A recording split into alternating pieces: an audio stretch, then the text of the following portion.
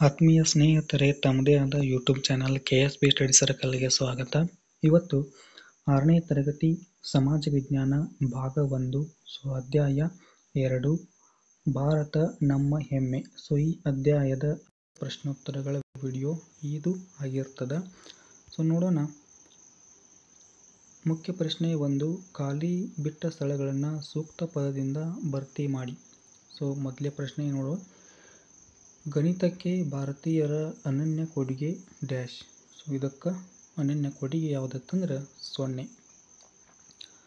ಇನ್ನು ಎರಡನೇ ಪ್ರಶ್ನೆ, ಶಾಕುಂತಲಾ ಸಂಸ್ಕೃತ ಕೃತಿಯನ್ನು ಇಂಗ್ಲಿಷ್ಗೆ ಅನುವಾದಿಸಿದವರು ಡ್ಯಾಶ್.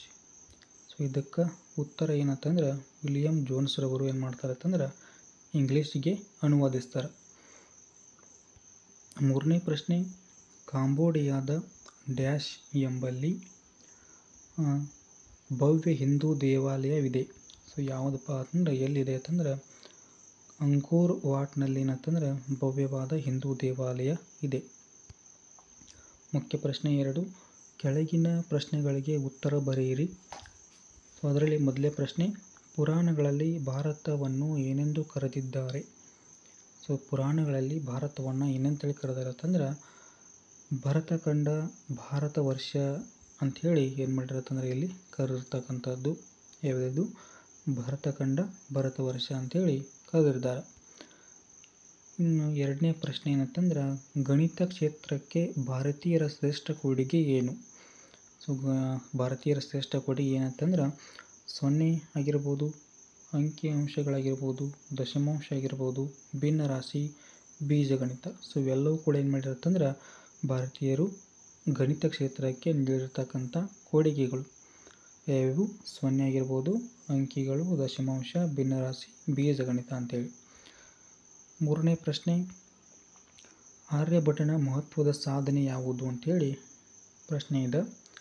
ಈತ ಆರ್ಯಭಟ ಏನು ಹೇಳ್ತಾನೆ ಅಂತಂದ್ರೆ ಭೂಮಿ ಗುಂಡಾಗಿದೆ, ಸೂರ್ಯನ ಸುತ್ತ ಭೂಮಿ ಪರಿಭ್ರಮಿಸುತ್ತದೆ ಅಂತೇಳಿ ಏನು ಮಾಡ್ತಾರೆ ಅಂತಂದ್ರೆ ಆರ್ಯಭಟನು ಹೇಳ್ತಾನೆ.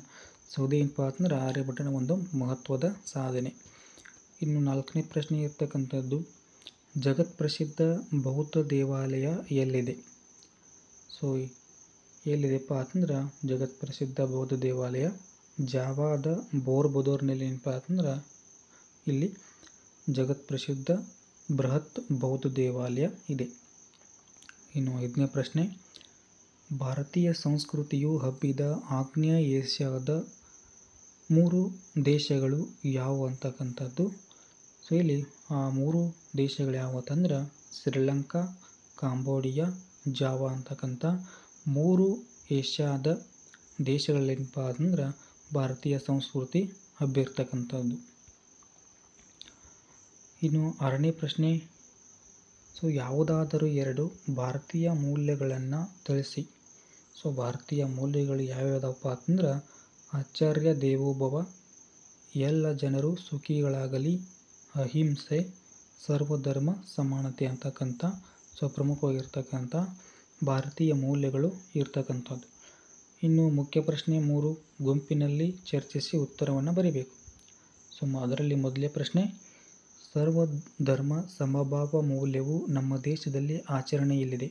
ಈ ಒಂದು ವಿಷಯದ ಕುರಿತಾಗಿ ಇಲ್ಲಿ ಬರೀಬೇಕು. ಏನಂತಂದ್ರೆ ಭಾರತದಲ್ಲಿ ನಂಬಿ ಬಂದಿರುವ ಇನ್ನೊಂದು ಮೌಲ್ಯವೆಂದರೆ ಸರ್ವಧರ್ಮ ಸಮಾನತೆ. ಇನ್ನು ಬೆಳಕು ಎಲ್ಲಿಂದ ಬಂದರೂ ಅದು ಬೆಳಕೆ. ಇನ್ನು ಬೆಳಕಿಗೆ ಏನಪ್ಪ ಅಂತಂದ್ರೆ ಕತ್ತಲೆಯನ್ನು ಓಡಿಸುವ ಒಂದು ಶಕ್ತಿ ಇದೆ ಅಂಥೇಳಿ ಬರಿಬೇಕು. ಇನ್ನು ಕೊನೆಯದಾಗಿ ಏನಪ್ಪ ಅಂತಂದ್ರೆ ಧರ್ಮ ಯಾವುದೇ ಇರಲಿ ದೇವರು ಒಬ್ಬನೇ ಅಂಥೇಳಿ ನೀವಿಲ್ಲಿ ಬರಿಬೋದು. ಇನ್ನು ಕಾಮನ್ನಾಗಿ ಹೇಳ್ತಾರೆ ಏನಂತಂದ್ರೆ ದೇವನೊಬ್ಬ ನಾಮ ಹಲವು ಅಂತೇಳಿ ಇಲ್ಲಿ ಹೇಳ್ತಾರೆ. ಇದಿಷ್ಟೇನಪ್ಪ ಅಂತಂದ್ರೆ ಇಲ್ಲಿ ಭಾರತ ನಮ್ಮ ಹೆಮ್ಮೆಯ ಒಂದು ಅಧ್ಯಾಯದ ಅಭ್ಯಾಸ ಪ್ರಶ್ನೋತ್ತರಗಳು ಆಗಿರ್ತಾವೆ. ಇನ್ನು ಕೊನೆಯದಾಗಿ ಏನಪ್ಪ ಅಂತಂದ್ರೆ ನೀವಿನ್ನೂ ನಮ್ಮ ಚಾನಲ್ನ ಸಬ್ಸ್ಕ್ರೈಬ್ ಮಾಡಲಿಲ್ಲ ಅಂತಂದರೆ ದಯವಿಟ್ಟು ಸಬ್ಸ್ಕ್ರೈಬ್ ಮಾಡ್ಕೊಳ್ಳಿ. Thank you.